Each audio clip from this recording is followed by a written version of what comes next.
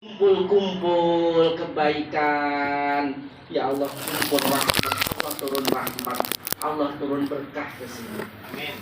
Turunkan kebaikan-kebaikan ke kita semuanya. Terus terakhir kayak gini Pak. Dalam kitab I'anatul Talibin juga itu ada cerita yang masyhur. Pada masanya Khalifah Harun ar-Rasyid sama masanya Khalifah Malik ibnu Marwan. Di situ ada laki-laki. Yang pertama di masanya Khalifah Harun bin Rasyid itu ada laki-laki mohon maaf. Sholat juga nggak jelas, hidupnya lontang-lantung, kerjaan nggak jelas, udah nggak jelas Pak. Tapi kalau sudah masuk bulan Rabiul Awal, sudah masuk bulan Maulid Nabi Muhammad SAW, itu rumahnya dia yang berantakan, dia rapihin, dia cat, dia tata dengan segala keterbatasan dan kekurangannya. Dia ngundang tetangga-tetangganya bikin maulid. Allah kirimkan ribuan malaikat, para ulama ketika dia wafat digolongkan menjadi aulia min auliaillahi ta'ala. Jadi kekasihnya Allah. Jadi kekasihnya Allah, jadi walinya Allah. Itu orang yang gak pernah sholat, itu orang yang hidupnya lontang-lantung kayak gitu aja dimuliakan sama Allah. Apalagi bapak yang ahli sholat, ahli zikir, ahli baca Quran. Mas Ari kemarin tanya, Pak Ustaz, ada orang yang sholat tapi suka ngeslot terus gimana? Wah itu jangan tanya saya kalau kayak gitu. Sambil sholat ditaruh HP-nya, slotnya masih muter. Biar dapat apa namanya, maswin atau apa itu. Waduh, jangan Pak, jangan. Hancur udah. Jangan. Tapi kalau dikasih JP gimana tadi? Ya jangan. Al halal bayyin, al haram bayyin. Halal itu jelas, haram itu jelas. Makanya di zaman mutaakhirin ini Pak, di zaman akhir ini sebenarnya kata para ulama dahulu gak ada lagi orang-orang bodoh. Gak ada orang bodoh. Semua orang sudah tahu mana halal, semua orang sudah tahu mana haram, semua orang sudah tahu mana baik, mana jelek, sudah tahu. Tapi tinggal sikap dan pilihan kita. Silahkan, itu halal mau dikerjain, itu haram mau dikerjain, silahkan. Silahkan, Bapak mau pilih yang mana. Tapi saya selalu memberikan warning ke Bapak semuanya, bahwa apapun yang kita lakukan di dunia ini, ya wailana memba'asana min marqadina hadza ma wa'ada ar-rahman wa sadaqal mursalun. Nanti kita melakukan amal apapun, kita nanti di alam kubur Pak, di alam akhirat kita ya Allah celaka, ya wailana. Dulu saya hidup 60 tahun, 70 tahun, 50 tahun buat apa? Pengen kembali lagi ke dunia Pak, minta waktu cuma 1 menit aja. Ya Allah, minta 1 menit aja, saya mau pulang. Mau ngapain? Saya mau sedekah, saya mau melakukan amal soleh. Dulu ngapain kamu? Sudah telat Pak, penyesalan. Maka ini menjadi tanbih kepada kita, peringatan haul, peringatan maulid ini, bahwa kita harus memperbaiki apa yang perlu kita perbaiki, meninggalkan apa yang perlu kita tinggalkan, menjalankan apa yang perlu kita jalankan. Karena hakikinya kehidupan ini tidak ada orang yang tahu apa yang kita lakukan kecuali diri kita sendiri. Kata Allah, silahkan. Allah itu sudah kasih kepada kita, itu surga itu udah dikasih Pak. Sejak kita masih di alam kandungan itu udah dikasih sama Allah surga itu. Dikasih kuncinya, miftahul jannahnya itu udah dikasih. Qalu bala syahidna itu, "Nggih ya Allah, saya bersaksi, saya mau iman sama panjenengan." Tapi ketika nanti sudah di dunia, kita udah dikasih kunci, itu di alam perut udah dikasih kunci sama Allah. Ada yang kuncinya hilang, ada yang kuncinya nggak ketemu, ada yang kuncinya nggak tahu kemana. Kuncinya surga itu la ilaha illallah. Iftahul jannah la ilaha illallah. Makanya diajak zikir la ilaha illallah ini, kita ini sudah nyicil. Sudah nyicil. Maka di awal tadi mohon maaf, kenapa kok kita ini termasuk umatnya Kanjeng Nabi yang kok dikatakan dhaif? Nanti Nabi itu udah di apa? Udah di dalam surga, Pak. Malaikat penjaga neraka siapa namanya, Pak? Siapa namanya, Pak? Malaikat?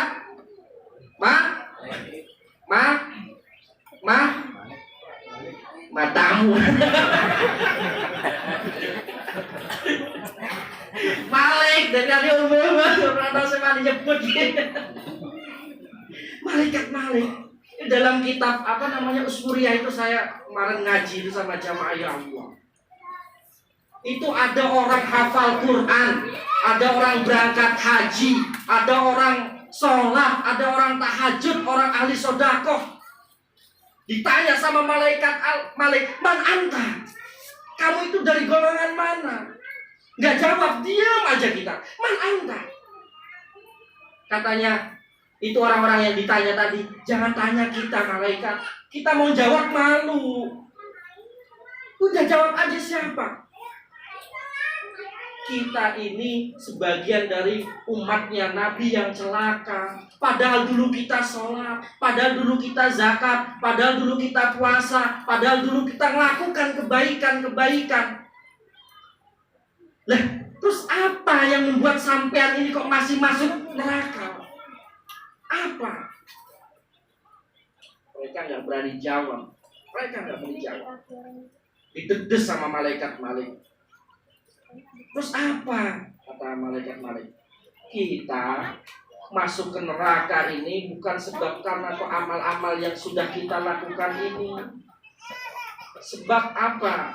Kita melakukan amal-amal ini bukan karena lillahi ta'ala, bukan li ajlillah, tapi li ajlin nas, Pak. Biar dipandang ini, biar dipandang itu. Akhirnya apa? Malaikat Malik datang ke surga. Ya Muhammad, itu tuh masih ada umatmu di surga. Apa iya toh? Iya, di neraka. Balik Pak, naik buruk Nabi Muhammad, jemput itu umat-umatnya yang masih ada di neraka, dintas satu-satu. Makanya janji Nabi Muhammad gak rela, gak ridho kalau ada umatnya satu aja yang masuk neraka. Makanya pertanyaannya kadang banyak, Mas Ustaz, katanya umatnya Kanjeng Nabi itu terbelah menjadi 73 golongan. Terus katanya semua masuk neraka. Ada yang katanya semuanya masuk surga. Kalau semuanya masuk neraka, terus yang masuk surga itu siapa? Kalau kata Nabi, semuanya masuk neraka, ada yang masuk surga, ilaman abad, kecuali yang mau. Jadi mau masuk surga atau masuk neraka itu kita sendiri yang menentukan. Silahkan. Wong kuncinya udah dikasih kok. Sholat kunci surga, puasa kunci surga, zakat kunci surga, sedekah kunci surga. Itu. Dan terakhir, pemuda yang tadi di zamannya Khalifah Malik Ibnu Marwan sama, Pak. Ketemu sama rombongannya dari kerajaan Khalifah Malik Ibnu Marwan. Ketika ketemu, dia takjub lihat rombongannya Khalifah Ibnu Marwan yang ini kan zaman kebalikan sudah Pak Kiai. Kalau dulu yang naik kuda orang-orang miskin, yang naik mobil orang-orang kaya kan? Sekarang orang-orang kaya, orang-orang miskin udah pada naik mobil, yang naik kuda orang-orang kaya. Zaman udah kebalik, Pak. Dulu orang-orang miskin yang naik kuda, yang naik mobil orang-orang kaya. Sekarang yang naik mobil orang-orang miskin, yang naik kuda orang-orang kaya. Maka boleh buktikan sekarang yang punya kuda itu kan orang-orang kaya. Zaman udah berbalik. Nah ini orang pemuda ini ketemu sama rombongannya Malik Ibnu Marwan ini. Dia nabrak sehingga ada satu rombongannya dari khalifah itu meninggal. Sampai kedengeranlah sama khalifah. Padahal dia nggak sengaja tabrakan itu. Karena saking takjubnya lihat itu pasukan kudanya bagus-bagus. Kudanya tinggi-tinggi, gagah-gagah. Dipanggil sama khalifah Ibnu Marwan, dipanggil. Sebelum sampai, dia udah tahu Pak, ini saya pasti akan dihukum, dipenggal. Ini pasti saya akan dipenjara.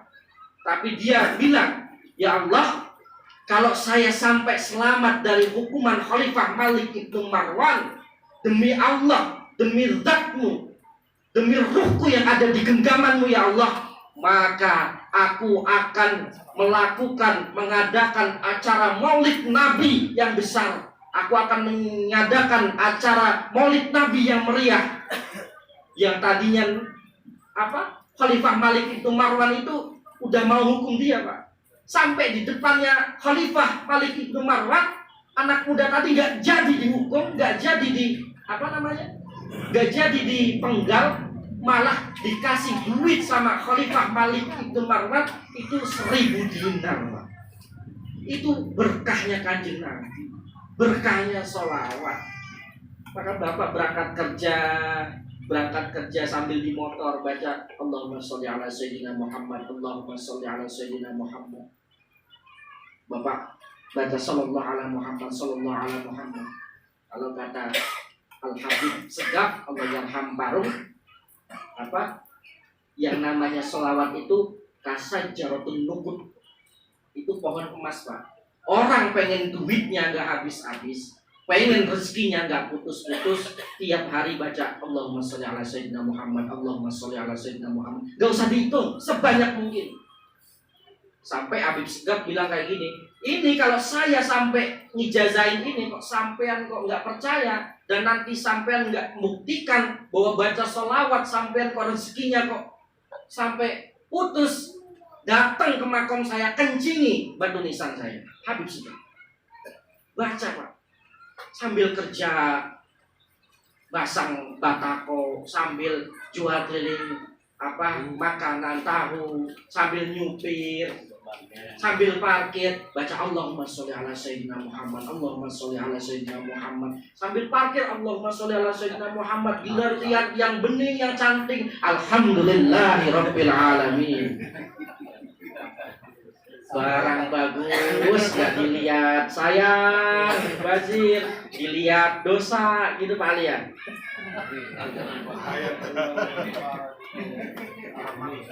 Ini Pak. Makanya dari peringatan haul ini, yuk mudah-mudahan setiap doa yang kita panjatkan untuk orang tua kita Allah ijabah. Allah jadikan kuburnya rawdah menjadi jannah. Saya tadi berhutang satu hutangan sama Pak Liwon tadi lihat telepon bapaknya wafat sekitar jam 12:30 atau jam berapa tadi telepon saya sore, dia ngabari saya, ya Pak nanti insya Allah kita bacakan Fatihah untuk almarhum. Mohon maaf kita dari warga yang turut berbela-sungkawa, maka sebelum kita bacakan Fatihah, kita bacakan kalimat istirja untuk almarhum ayah dari Bapak Liwon, yaitu Bapak Paimin bin Kerto Jayus.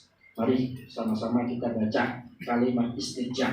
Bismillahirrahmanirrahim. Inna lillahi wa inna ilaihi raji'un. Inna lillahi wa inna ilaihi raji'un. Inna lillahi wa inna ilaihi raji'un. Bapak Paimin bin Kerto Jayus. Al-Fatihah. A'udzubillahi minasyaitonirrajim. Bismillahirrahmanirrahim. Alhamdulillahirabbil alamin arrahmanir rahim maliki yaumiddin. Iyyaka na'budu wa iyyaka nasta'in ihdinas siratal mustaqim siratal ladzina an'amta 'alaihim ghairil maghdubi 'alaihim waladdallin. Amin ya rabbal alamin. Terima kasih Bapak Ibu semuanya sekalian. Mudah-mudahan ada berkah manfaatnya untuk kita semuanya. Maaf atas segala kekurangan tutur kata.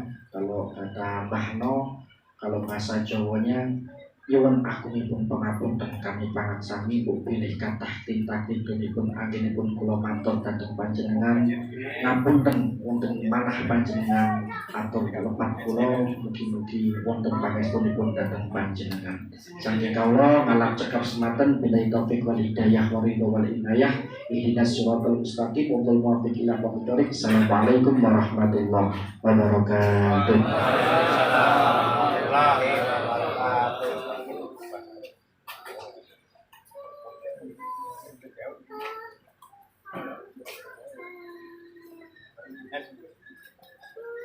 Hadirin alhamdulillah secara inti ada karena setelah kita dengar semuanya bekal kita oh ini ada hubungan betul dengan muli itulah mudah-mudahan keluarga besar Bani Akhlak terutama yang alhamdulillah Bapak Akhlak yang almarhum Bapak Muhammad Suswanto diakui sebagai umat Amin.